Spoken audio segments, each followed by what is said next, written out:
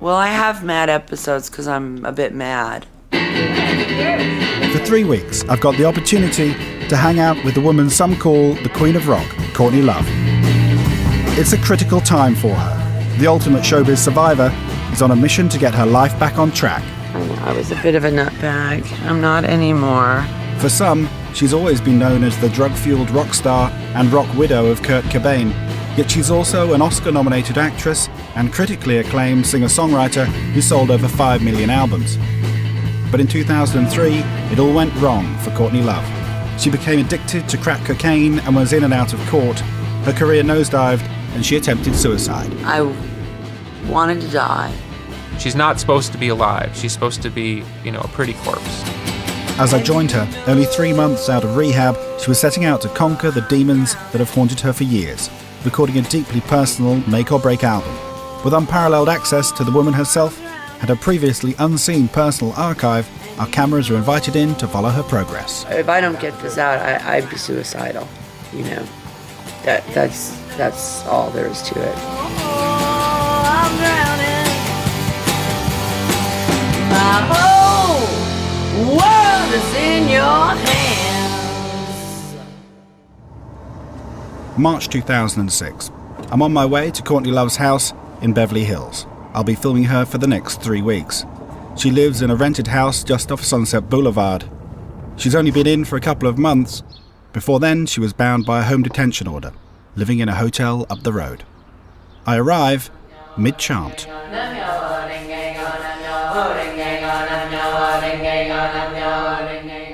I have tried it all. I've been a Christian, I've been a Catholic, I have been totally New Age, I have been Episcopalian, I have tried Scientology, I have. And I find that Buddhism is the most amazing, transcendent path to enlightenment for me.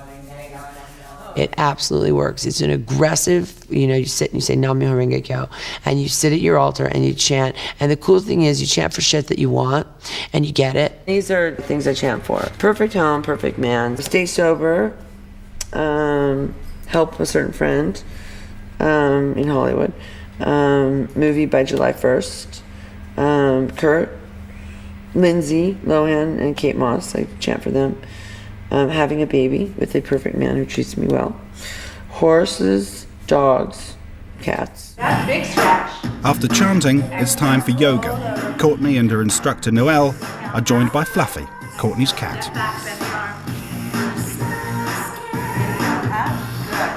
This first experience is all a far cry from the tabloid Courtney Love I'd read about.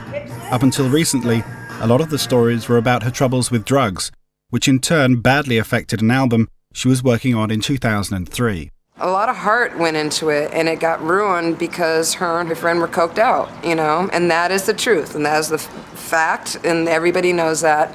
Well, not everybody knows that, but Courtney knows that. Her shaming became more and more public.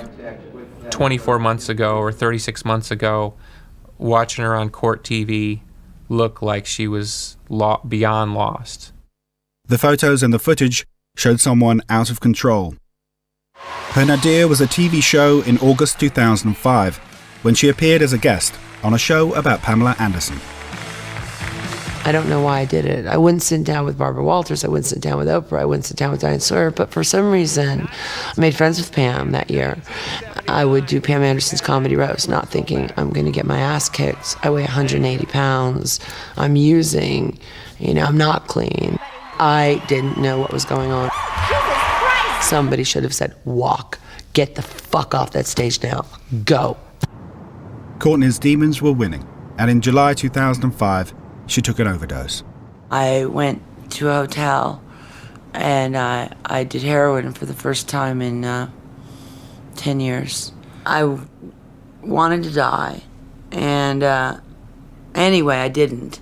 And I kept saying to myself when I came to life, I was very thankful, and I thanked the lady in the ambulance, and I kept saying, okay, I'm on probation. Say it was slipped into your drink. Say it was slipped into your drink. Say it was slipped into your drink. And I consistently said that, but to one doctor, I was so high that I told the truth. Once again, Courtney was back in court. 3 courts have tried now to help you get off drugs. I think that you need to hit rock bottom before you make a decision what you're going to do in the future. This time, the choice was either prison or enforced rehab for 90 days. She chose rehab. Everything was taken away from me. My freedom was taken away from me. My rights were taken away from me. My child was taken away from me. Everything was taken away from me.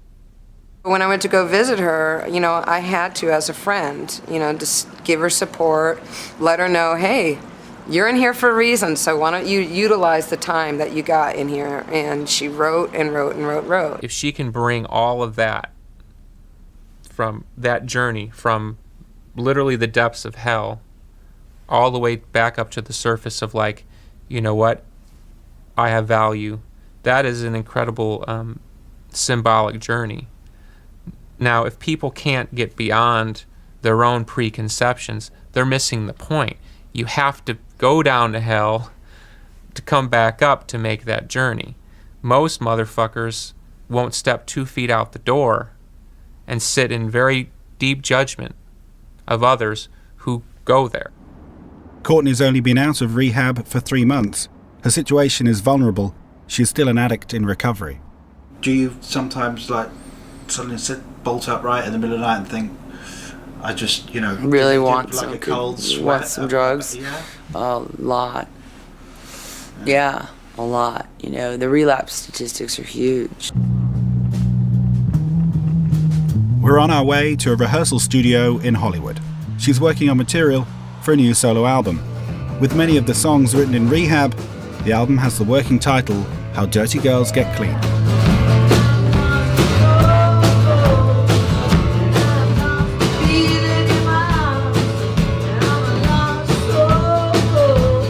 It seemed, for Courtney, a key part of her recovery over the next few weeks will be focusing on her music.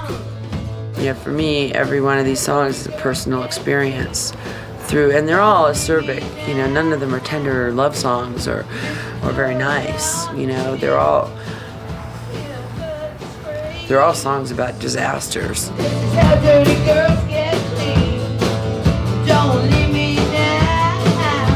And they are really painful, and it hurts, and it hurts like a knife in the gut.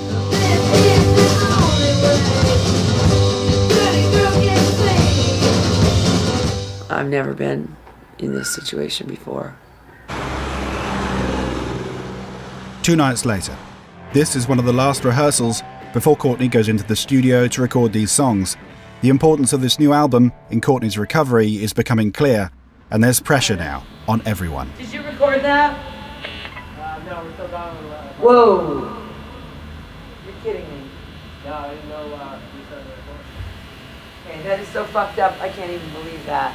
Get this one, guys. Yeah, you got it. And don't fucking not get it again, or I will not be back here. I'm happy to be the cunt. I will be the bitch. I have to make this one record, and it may be my last record. Maybe the last thing I'm ever compelled to do this way, and I have to make it.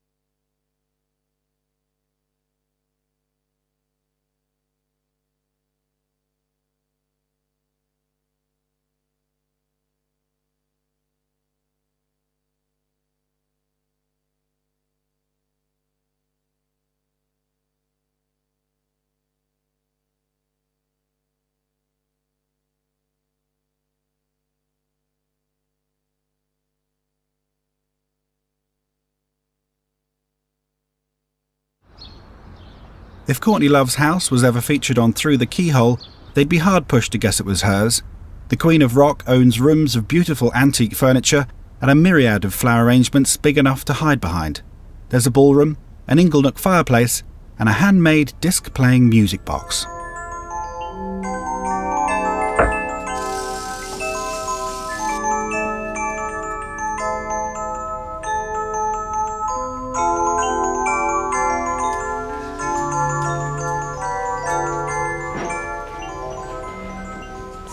So in here's my secret spot, this weird closet. And in here is a bunch of stuff. And I had this shit made. I never wore it. I think it would have been a disaster had I done some of these costumes. This was like my Scarlet Lady thing. It's got a bustle on it. Fairly ridiculous. You know, I was like out of my mind on drugs, designing. I know, I was a bit of a nutbag. I'm not anymore, so. These shoes, just so you know, there's only 11 pairs in the world. There's one pair made in 1952 for Marilyn Monroe. And I don't know who the other 10 people are. I know Julia Roberts has a pair. I know Madonna has a pair. I think Gwyneth Paltrow has a pair. And I know Elton told me he had a pair. In Courtney's garage, as she shows me some of the racks and racks of clothes that she's kept over the years, we suddenly come across some of Kurt's. Oh, this was one of Kurt's too.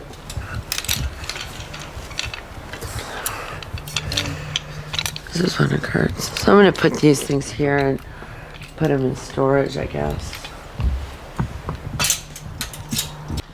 This is weird. Kurt killed himself for this coat. Isn't that strange? I know, I probably shouldn't even say anything about it, but I kept it and I don't tell anybody. That way it doesn't get stolen. So now I'm gonna have to put it in storage because I've shown you. But he died in this coat. I'm not surprised you kept it, honestly. I know, I don't know. It freaks me out a little bit. Yeah, I'm sorry. It's okay. Kurt and Courtney had been married for 2 years before he committed suicide in April 1994. Frances, their daughter, was only 18 months old at the time.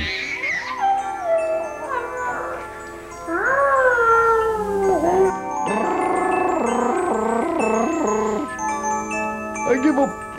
I quit it. I had nothing doing. We love our daddy. Say we love our daddy. We love our daddy. Bean, bean, bean, bean. I love you too. You know, I went straight on tour after his death. I did not go to a psychiatrist. I did not go to a bereavement group. I did not properly grieve.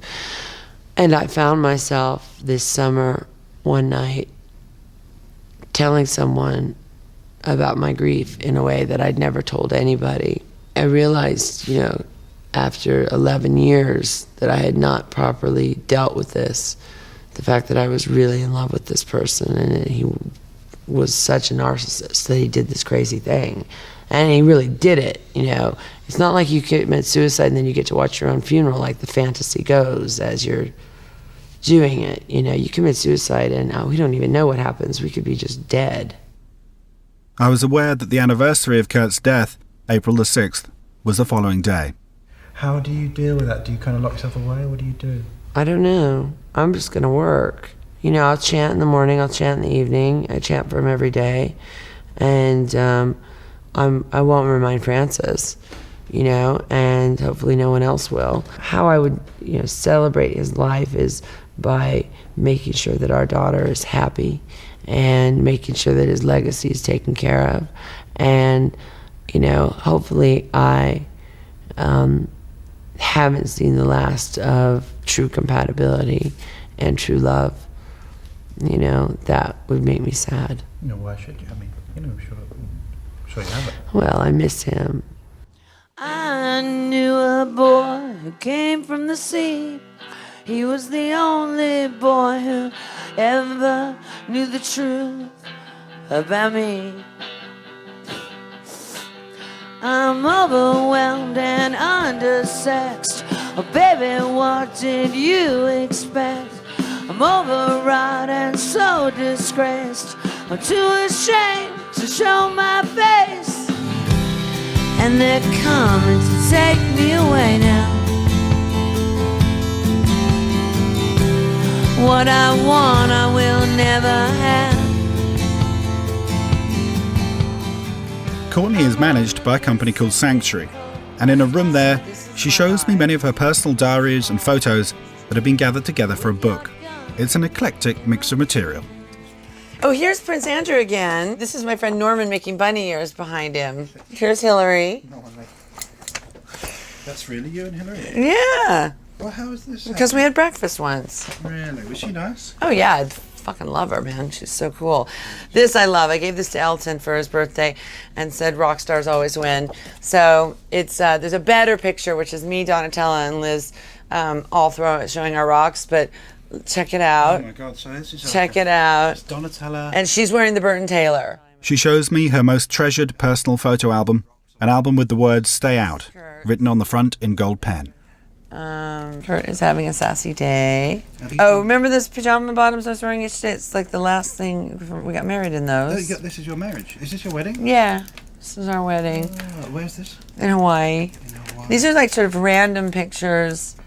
This is in Hawaii. This is Lanigan, Dylan, and Kurt all high and dressed up as women. Could you stop? What is it? I don't know. All right. This is Callie with making a joke with Frances with a cigarette in her mouth. Ha ha. Hey, are you listening to me? Stop. Yes. Hi. Hi. I don't know who you Hello? are, but I want you to hang up. Hi, darling. Could you? Thank you. Frances's first birthday. This is my favorite picture of Kurt. I had it in by my bed for a long time. It's just Kurt in bed. Where is that taken? That was in LA. We spent a lot of time in bed, let me tell you. The book will include many of these photos, her most personal through the years, and her manager Peter Asher shows her a mock-up that's been sent over by the publishers. Right. The idea is that this would be the slipcover. Which is a picture Kurt took. It says, "Please forgive me." Yeah. Wow. It's pretty sexy, man. And then this is just an idea of how the guy's starting to lay it out to see what we think and whether he's the guy. Okay, this is my rejection from the Musketeer, New Musketeers. We will feature youngsters who have exceptional singing, dancing, or musical ability with a marked degree of performance experience. We regret that you do not qualify. The book will also include a suicide note that Courtney wrote a month after Kurt died. Do you think that's too much? This one? No. That's heavy. It's very heavy. April 17th, 1994. Nothing again will ever be the same. Exactly 1 month ago today was the last time I made love with my husband. I cooked him dinner. We spent 4 hours in the playroom with Frances. We saw Schindler's List. It made us frightened for life, and we spoke of the value of life, our convictions we defined until 4 a.m. and fell asleep in each other's arms and woke up that way in the morning. Rome was a huge cover-up, and I see it now. I just want to see it then. Last night I reread the note he left in Rome. It's so obviously a suicide note, so fucking obvious. After 22 hours of prayer and chanting, he came down from the ceiling. And that's all it says. Courtney has struggled to deal with feelings of loss and abandonment from a young age. Her parents, both involved in the psychedelic 60s scene, divorced when Courtney was 6. Courtney's recollection of her childhood is unhappy. Her mother moved between various hippie communes worldwide, taking another 3 husbands along the way. Not to put too dramatic a thing on it, but it was a bit Dickensian, my childhood. And I did not have a very good time. And, I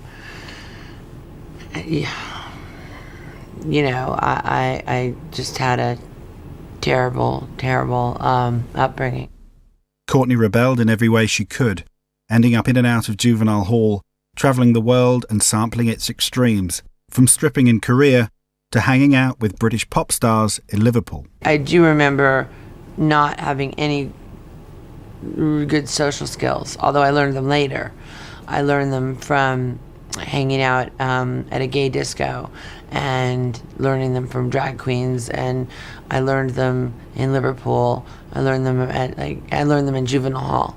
So I learned from like future criminals, drag queens, and rock stars. Relations between Courtney and her parents have often been strained. We were chatting one day in her study about books when she showed me one written by her father. Cauldron and the Grail. Go on. The Cauldron and the Grail is the most important book on the Holy Grail in over 30 years. In this, the first volume of Hank Harrison's trilogy on the Grail, the internationally acclaimed author...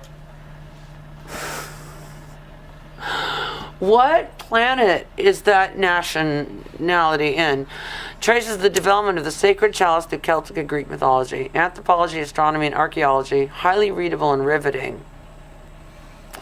A refreshing approach that should appeal to scholars and New Age readers alike. When was the last time you spoke to him?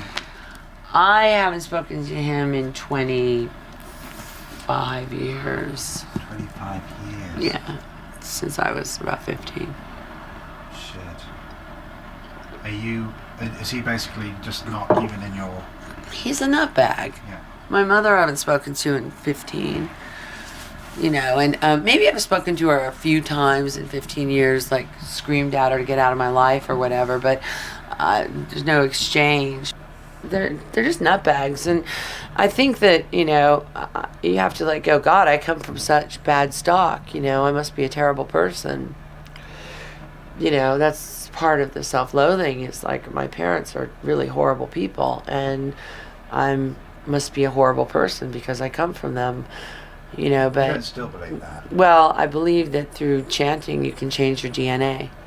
Right. And I believe that when I don't chant, I sink into seeming like Hank or seeming like Linda. Courtney's parents don't share her picture of her childhood, but clearly talking about them deeply affects Courtney. Are you angry, or are they just kind of dead to you? I mean, how does it work? Well, I think, my mother probably didn't want me. I'm sure she didn't want me. I think that I just survived anyway.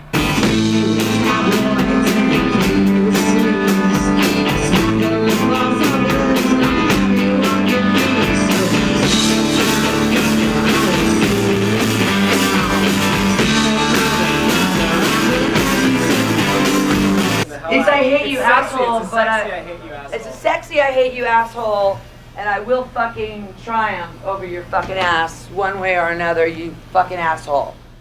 I know that none of this shines on my child. None of this dark side of the moon shit is on my kid, and... Well, that's the bottom line, isn't it? Yeah. It absolutely Yeah, is. you actually have drawn a line under it. The buck stops with me. None of this stuff from her dad's side or my family side is going to affect her. None of it. She's going to get whatever she wants, whatever she needs. I don't care what it takes. Anyone fucks with her, I will fuck with them. Do you want to go to the glasses store? Yeah, let's go check it out. Frances is now 13 years old. Courtney lost custody of her during some of the worst times, but they've been fully reunited since Courtney came out of rehab. It's kind of like, I have the black one. No. This is called a Liberty print. I know what that's called. PJs. We could get monogrammed ones too. Tacky. They're not tacky. Monograms are tacky. I'm supposed to have given up smoking 6 years ago. when she learned to read, but I didn't. And now she's 13 and mad as hell. Minute 2008 hits if you haven't quit smoking. What are you gonna do? Something You to beat really me? bad. Yes, I'll hit you with wire hangers. Their relationship seems strong and loving, but there were moments when Courtney spoke of how destructive being separated from her daughter has been. She said to me, I used to think you were the greatest person in the world. And then that stuff happened in the last 2 years. And now I don't trust you anymore. Frances said that. Yeah. And when she doesn't have a dad and stuff, it's hard. I mean, the trauma of Department of Children's Services. Yeah. There was no need for that.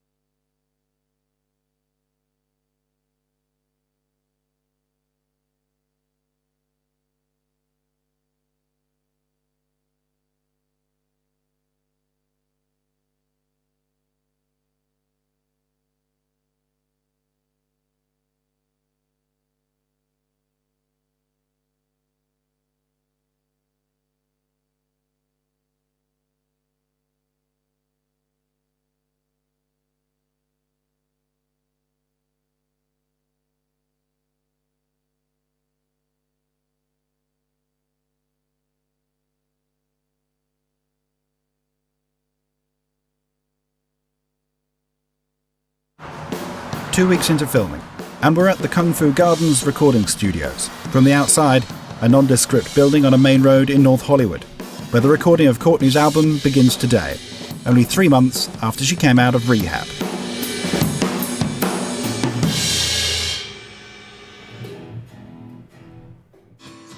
Courtney's friend Linda Perry, the hugely successful songwriter and producer, is at the helm. She's worked with stars like Pink, Gwen Stefani and Christina Aguilera. I would like for, people to start understanding that this woman is incredibly talented. I mean, you can, go and say, yes, she's dramatic. Yes, has she had problems with drugs? Yes, she's had all these things, but you can't get past the fact that she is an incredibly talented, gifted artist with a lot to say, a wonderful way to say it.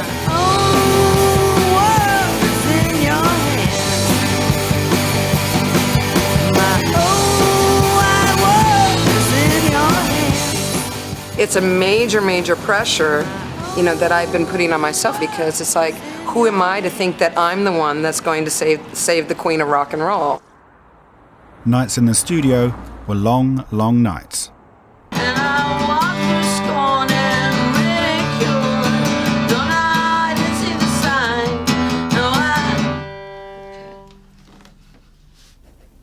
Courtney was in her element, endlessly writing and rewriting lyrics. Always ready to do take after take of the same song before she and Linda were ready to move on.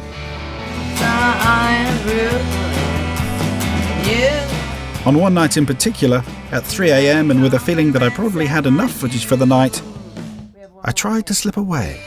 I'm making you stay to the bloody end. If you've got me this fucking tired on camera, you're staying in case I get it right. God damn it.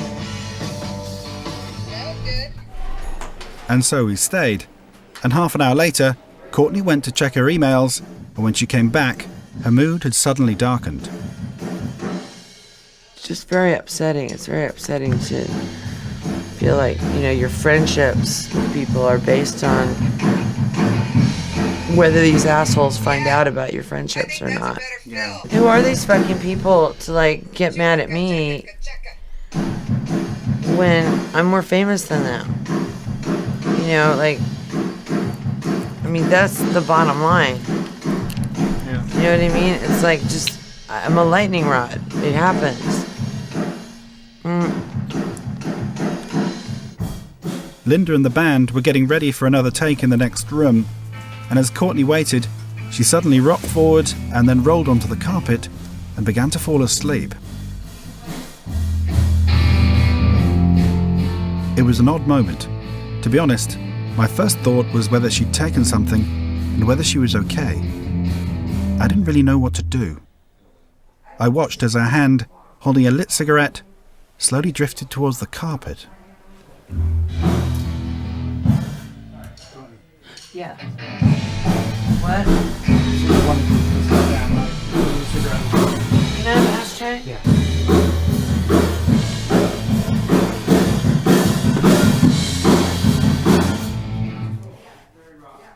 It did seem like Courtney was pushing herself too hard sometimes. I'd witnessed her vulnerability. Some nights she'd send me emails in the middle of the night, emails anxious about what I'd shot the day before, things that she'd said in interview, how she might come across. For Nocturnal Courtney, the middle of the night was when any feelings of anxiety could really take hold. Oh, last night I made a hysterical phone call in the middle of the night that I'm regretting so bad right now. Well, I'm not going to say who to, but I just called someone tearfully and, hold on. I called someone tearfully and was like, I miss you, and why aren't you my friend anymore? And I just woke up this morning going, I hate myself. You know, it's just fucking hate the phone. You just let your guard down last night. I let my guard down last night. I did. The following night, with Courtney only 3.5 months out of rehab, I wanted to ask her about the sleeping on the carpet incident. But first, we talked about how the courts check if she's clean and sober. How do they keep tabs on you? Well, I have to do testing. I'm not going to have to do testing very soon, like in a month. I won't have to do testing anymore. Oh, for a whole year? For a year they've been testing you? Yeah. Since you left rehab, they test you, what, every week or so? Or yeah, like once a week. Do you take some medication? What do you take? I take something called Abilify, and Abilify, I don't take anything narcotic. I've tried to go without it, and I find myself getting, hugely depressed. At night, I take this one called Sonata, and that's a little controversial because it's related to Ambien, and I've written nutbag letters on it. What is it? Is that to help you sleep? But I got to stay away from the internet when I'm on it because I get nutty on it.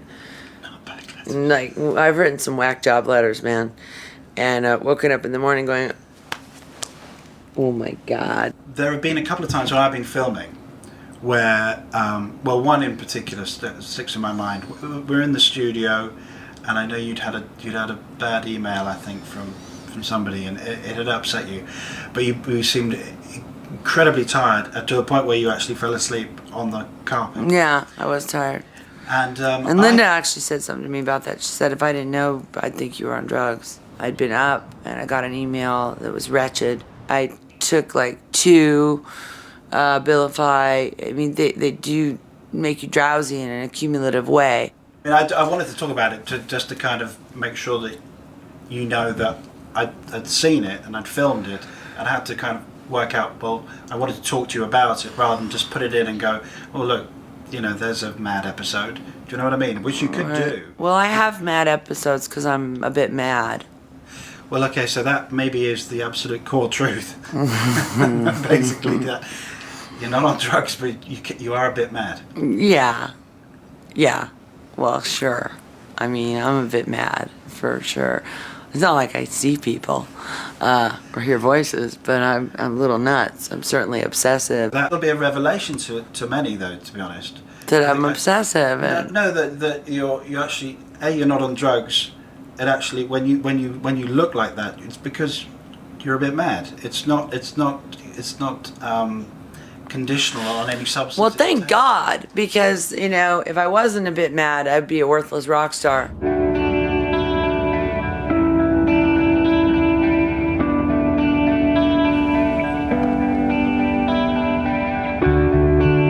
Got a glimpse of you, looking sad but true, looking cheap and unsatisfied.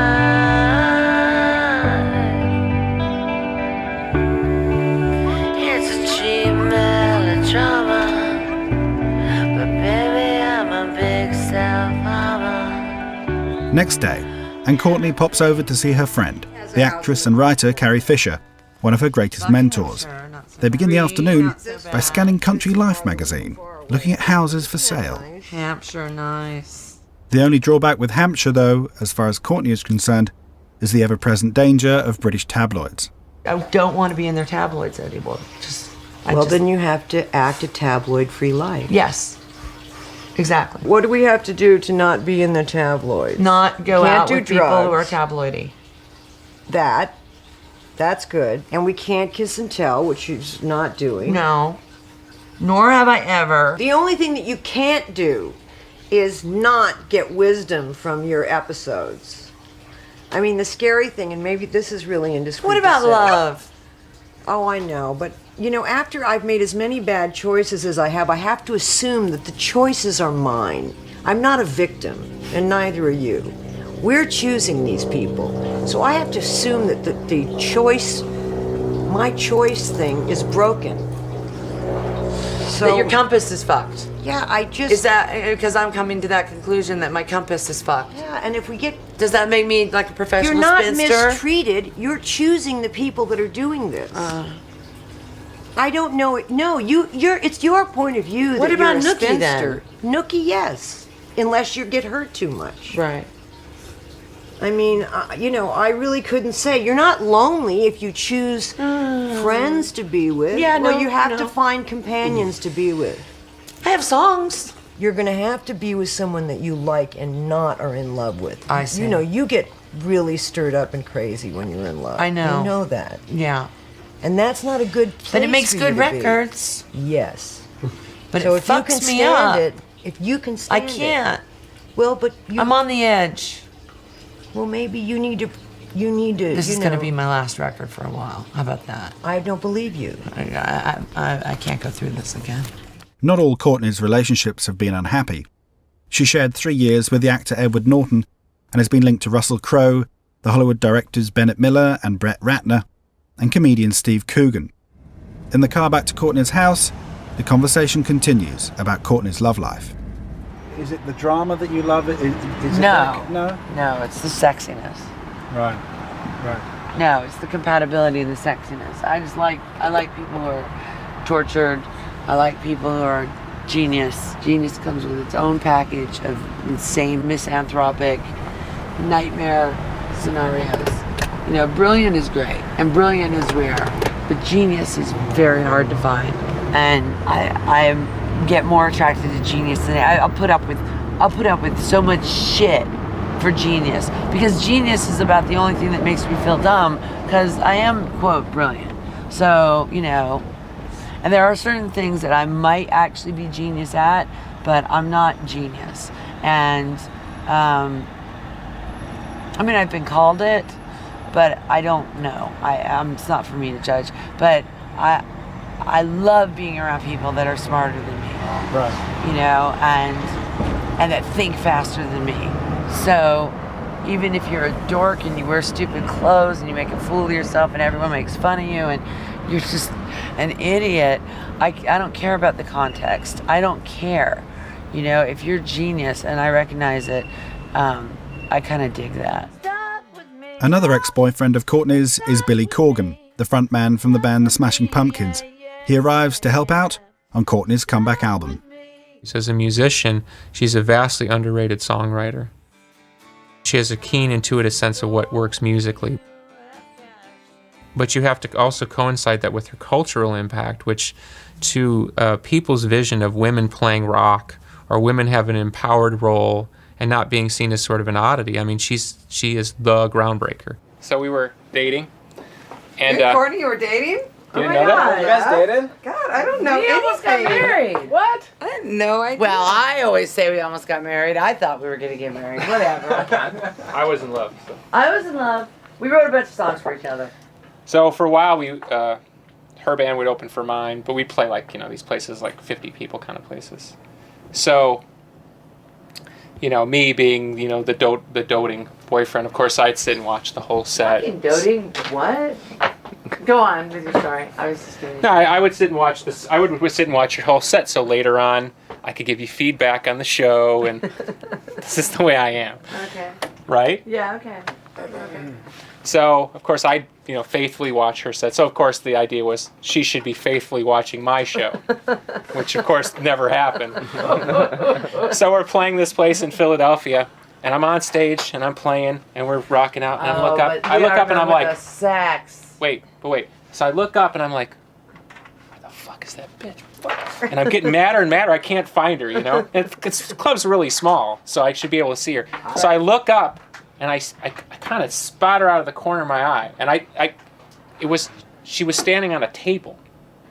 That's why I hadn't seen her, because I kept looking in the audience. She was standing on a table in the corner of the club, and so I spot her, and I look at her, and just as I spot her, she's standing with some guy on the table, and she's lifting her skirt, and she's showing him her underwear. Do you remember this? I just remember the sax. I remember you showing the guy the fight, and then I'm playing, I'm like, Philadelphia. what are you doing with your fucking underwear? I remember we had great sex. I don't remember. I do. I remember going to the train station and thinking, I'm going to marry him. We've been through some really crazy shit together.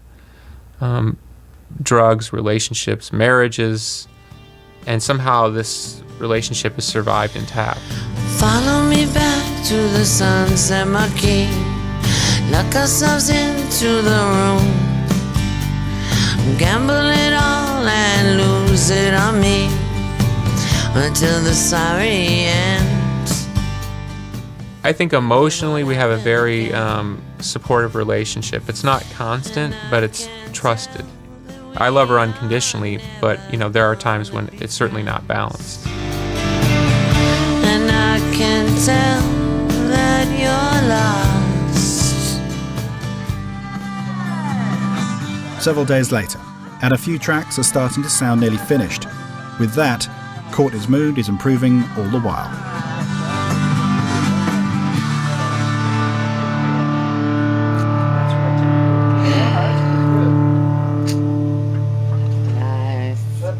But the stakes are high for this album. She's got one shot left, and that's this shot right now.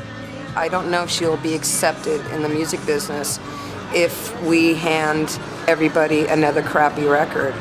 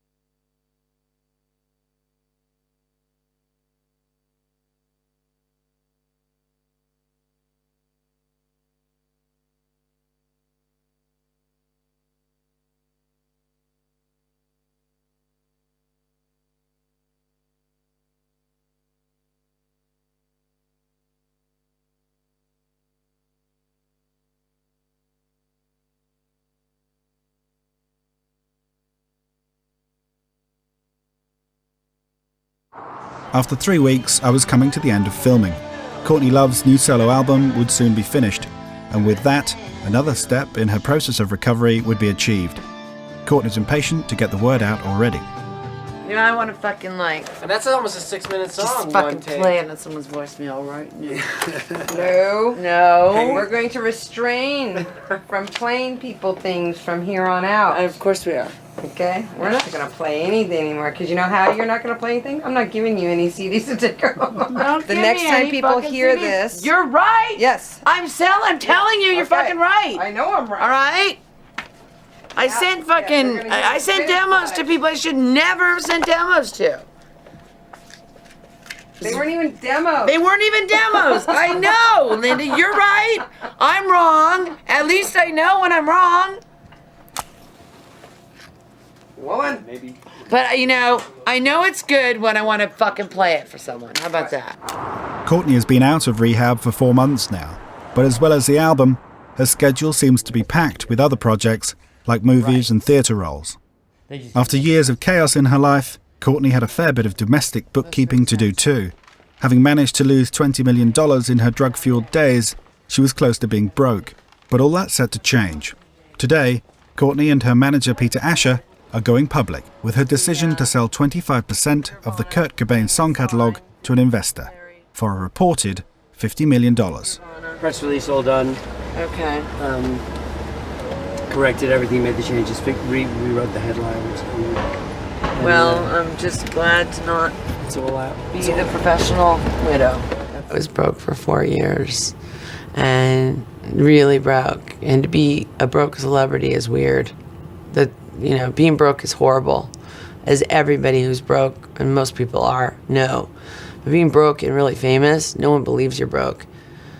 So, I think talking about money is pretty unseemly, but I will say that it feels good to know that I can take care of Kurt's mom and my friend with cancer, and that Frances can have whatever she wants, and that, for God's sake, if I really want to, I can lease an Aston Martin.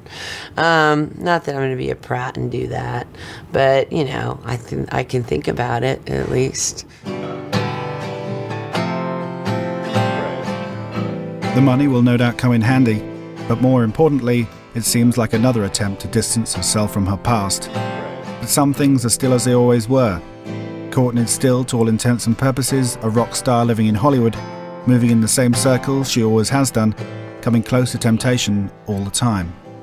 A lot of people want to do drugs with me, which isn't going to happen, but a lot of people just like having me around as a pet rock star kind of thing, and I shouldn't be in the same room as them and the same parties, and I'm not being a snob. She confided that at a party a few nights before, she'd come close to taking cocaine. I don't know what I would have done if she had actually presented me with that blow. I don't know that I'd be sitting here talking to you about anything. Courtney has plans to tour with the album's release, which will make her struggles with sobriety even harder. Do you worry about going out on the road? I mean, because it's a whole... For drugs and drinking, a little. For drinking, I do. Do you? Yeah. For drinking is so easy for me to justify, because I never was, I don't identify with alcoholism too much. For now, she's clean and sober, and I can't help but admire her struggles to get back on track. The odds might be stacked against her, but it's hard not to like Courtney Love. I'm still very ambitious. I'm still like an ambitious girl, but I'm also very much, as we're talking about, thinking about, like, I want a baby. I have this fantasy about living in the country that nobody believes but me. Frances doesn't even believe it, but damn it, I believe it. I want,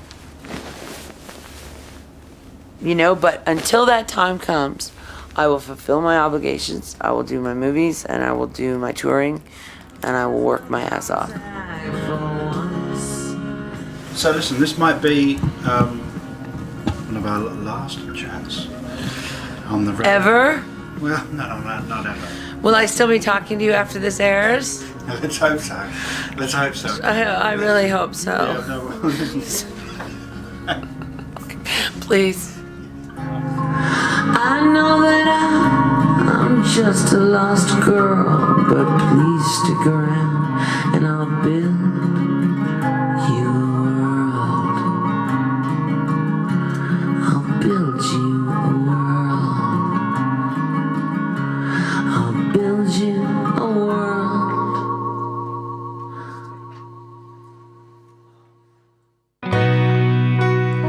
I never wanted to be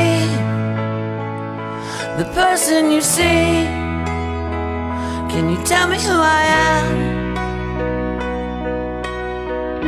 And dear God, I'm writing this letter to you. I am coming unglued. Please help me.